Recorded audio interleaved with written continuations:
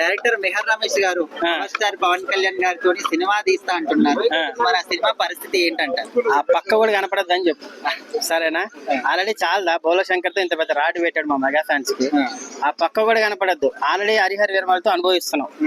కొత్త డైరెక్టర్లు వచ్చి ఏదో మా పవన్ అన్న రేంజ్ పెంచితే అందరూ ప్రభాస్ లేదా ఎన్టీఆర్, అల్లు అర్జున్ పాన్ ఇండియాలు కొట్టి 2000 రికార్డులు కొట్టి అన్న స్థాయిని తగ్గిస్తున్నారు. 100 కోట్ల సినిమా కూడా లేదని.